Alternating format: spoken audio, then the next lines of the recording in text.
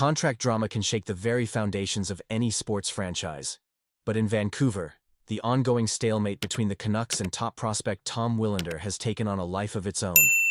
What's blocking the deal? Not ice time, not contract.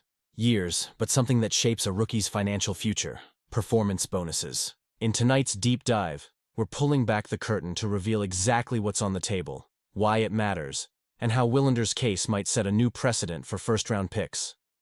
If you're a Canucks fan, or just hooked on the business side of hockey, you won't want to miss this breakdown. Where the breakdown began. The value of bonuses first. Let's get to the heart of the matter. Unlike most rookie contract disputes, the Willander situation isn't about playing time or contract length. From the very beginning, both Willander's agent and the player himself have clarified that negotiations with the Canucks have hit a snag exclusively over the value and structure of performance bonuses. Some observers initially dismissed the dispute as trivial. After all, performance bonuses often seem like background noise compared to lighter topics like expected lineups or NHL readiness. But as negotiations dragged into a second month, it became clear this was no minor quibble. Jim Rutherford, Vancouver's president of hockey operations, brought new life to the conversation with his recent candid media tour. Rutherford insisted that the team's offer mirrored what the 11th overall pick from last year received, stating, "It's not like we're being tough on him. We think we're being fair." This public statement, rare in its detail, gave fans and analysts a rare window into the guarded world of NHL contracts. Reading between the lines, what's really on the table? So, what exactly are the Canucks offering Willander? That depends on how you interpret Rutherford's "same as the 11th overall last year" comment. Does last year mean Sam Dickinson, 2024's 11th pick, or Connor Geekie, 2022? Regardless, the answer is surprisingly transparent, thanks to the way entry-level contracts (ELCs) are designed in the NHL.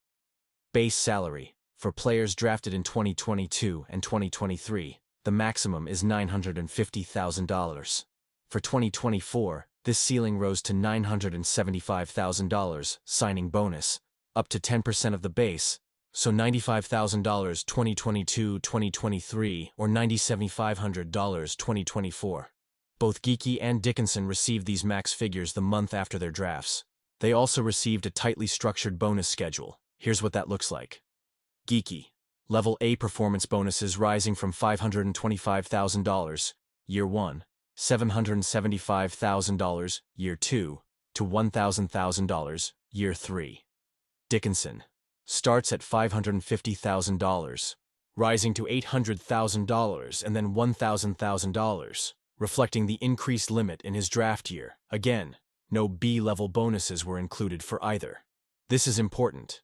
The dispute over Willander's contract boils down to how much and what kind of bonuses he can earn, not the base pay or bonuses simply for signing. Bonus structures explained, what counts, what doesn't.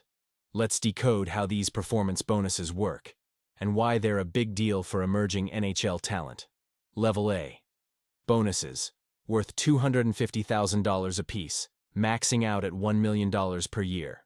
4 total. Defenders like Willander might hit these based on 10-plus goals, 25-plus assists, 40 points, top 4 ice time, or league team accolades. Level B bonuses. A much higher ceiling, $2.5 million max, but awarded only for elite benchmarks. Top 10 among league. Defensemen, major individual trophies, or year-end all-star teams. Level B only kicks in once Level A is maxed out at $1 million. Contracts don't always offer the full Level A or any Level B bonuses in the early years. That's where the actual haggling happens. Geekie's and Dickinson's contracts ramp up the Level A amounts until capping out in the 3rd year, and neither has Level B eligibility written in. What makes Willander different? Here's where the plot thickens. Willander, unlike Geekie and Dickinson, waited 2 years after being drafted to sign, spending time with Boston University in the NCAA. This development period not only raised his profile, it arguably raised his expectations. His camp contends that his value as a prospect has grown since his draft day.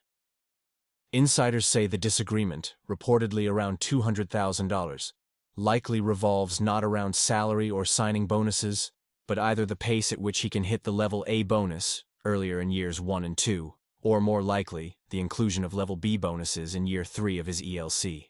Willander's side also points to his superior development trajectory, suggesting he has both outgrown his original draft status and outperformed peers who inked ELCs right after being selected. If you're Team Willander, you argue that his extra 2 years of growth deserve to be recognized.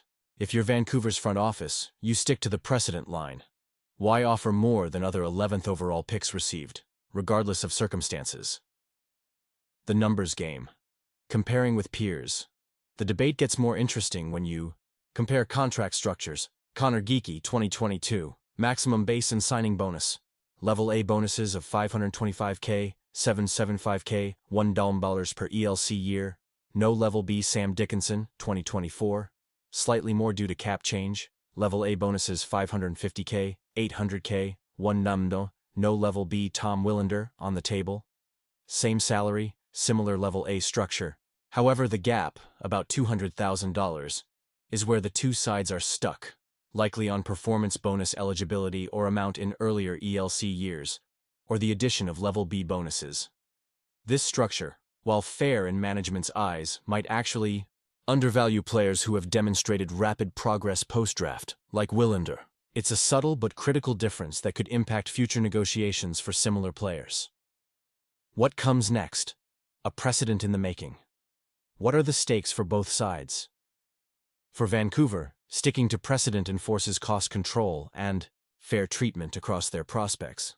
But it also risks alienating a blue-chip prospect whose NHL readiness and value may already exceed these outdated comparables. For Willander, holding out could set a valuable precedent for college or European prospects who delay ELCs to further develop. Teams may soon have to customize offers or risk losing years of a player's prime in contract limbo. At its core, this isn't just a test of negotiation strength. It's a test of how NHL teams value development and long-term upside in a salary cap world. The Tom Willander contract negotiation has become a microcosm of the evolving landscape of NHL rookie contracts. With each side convinced of their position's fairness, the dispute over performance bonuses is more than just a dollar figure. It's a glimpse into how teams and players will do business in the coming years. Will the Canucks make the leap to recognize a prospect's extra value, or will Willander wait for the deal he believes he truly deserves? No matter how you slice it, this contract standoff is about much more than money. It's about respect, development, and the future of the franchise. So, Canucks fans and hockey followers, what do you think? Should Vancouver bend to reward Willander's extra years of development, or stick with tradition and precedent? Is a $200,000 bonus gap enough to risk losing a top prospect? Let us know your thoughts in the comments. And if you enjoy these deep dives into NHL behind the scenes, don't forget to hit that like button.